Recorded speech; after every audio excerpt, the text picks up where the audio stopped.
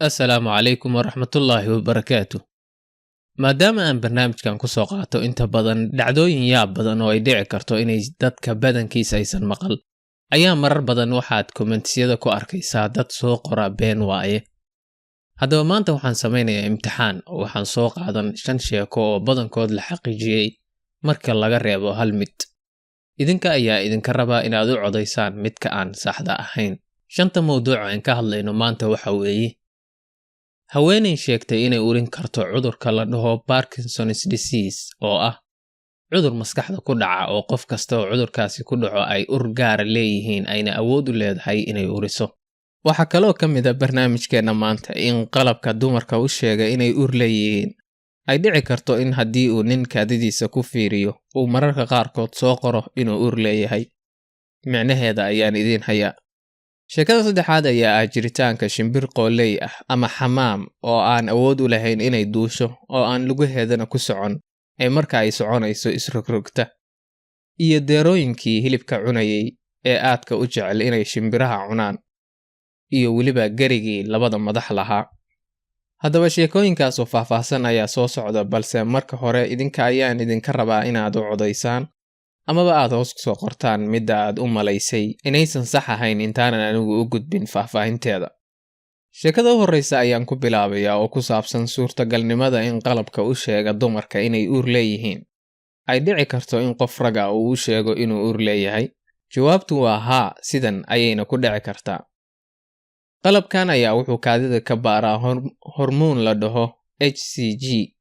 Hormoonkaas ayaa waxa ay shaqadiisu tahay diyaarinta mandheerta.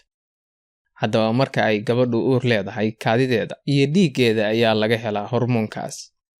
Laakiin mararka qaarkood waxaa dhici karta in hormoonkaas laga helo kaadida ragga qaybtood.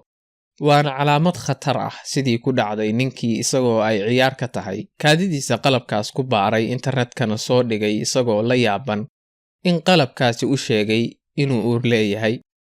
Dadkii ayaa kula taliyey inuu dhakhtar la xiriiro si degdeg ah. Sababtoo ah hormoonkaas la dhaho HCG haddii kaadida qof dumar ah laga helo, waxa uu tilmaamayaa inay uur leedahay. Haddii laakiin uu nin yahay, waxa ay u badan tahay inuu qabo kansar kaga dhacay xiniyaha. Kansarkaas ayaa waxa uu soo daayaa hormoonkaas. Aan u gudubno sheekada labaad oo ah deerada hilibka cunta. Inkastoo ay deeradu ka mid tahay noolayaasha cawska daaqa, laakiin marar badan ayaa waxaa lasoo sawiray deero shimbiro cunaysa. Deerada kaliya maaha, xayawaano kale oo lagu yaqaano inay geedaha kaliya cunaan ayaa la arkaa mararka qaarkood iyagoo hilib cunaya. Saynisyahanada ayaa waxay arrintaas ku fasireen in marka ay fitamiinaadka iyo macaadinta ay u baahnaayeen ay ka waayaan geedaha iyo cawska ay cunayaan, ay meel kale u raadsadaan oo keenta inay shimbiraha yaryar cunaan. Haweeney la dhaho Joy Milne ayaa waxa ay sheegtay inay dadka qaba cudurka la dhaho Parkinson's disease ay isla markiiba garan karto. Cudurkan ayaa xataa shaybaarada ku adag inay helaan. Parkinson's disease ayaa waxaa calaamadihiisa ka mid ah qofka oo gargariira, dhaqdhaqaaqa oo ku adkaada, ilowsho iyo hurdo xumo. Cudurkan oo maskaxda waxyeela ayaa haweeneydan ninkeedii uu ku dhacay isagoo u dhintay aakhirkii. Haweeneydan ayaa tiri ur nooc kale ah ayuu ninkeedii yeeshay intuu cudurkaasi hayay. Maalin ayaa waxa ay ka qayb gashay kulan ay isugu yimaadeen dadka cudurkaani ku dhacay. Markaas ayay aragtay in sida ninkeedii oo kale ay u soo wada urayaan. Saynisyahanada ayaa waxa ay baareen in haweeneydani run sheegayso. Waxayna soo hordhigeen 10 shaati oo 5 ka mid ah nimanka shaatiyadaas iska leh ay qabaan cudurkaas. Haweeneydan ayaa 6 ka mid ah waxa ay ku tilmaamtay inay qabaan cudurkaas.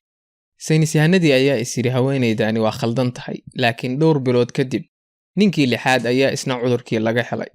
Haddaba waa ay xaqiiqsadeen inay haweeneydaasi run sheegayso, iyagoo hadda saynisyahanadu isku dayaya inay soo helaan maadada u soo uraysa haweeneydaas si ay u fududaato in dadka cudurka qaba xilli hore lagu ogaado. Waxaa jirta qooley ama xamaamad aan awood u lahayn inay duusho, lugaheedana aan ku socon, ee marka ay rabto inay socoto isrogrogta.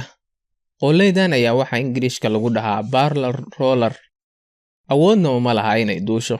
Dadka iska leh qooleydan ayaa waxa ay sameeyaan tartanno ay ku fiirinayaan qoyleydii gaari karta meesha ugu dheer iyadoo isrogrogaysa. qisada u dambaysa ayaa ah garigii labada madax lahaa. Waa ay dhici kartaa inay dhashaan xayawaano laba madax leh oo mataano isku dheggan ah sida ku dhacda bisadaha ama mukulaasha.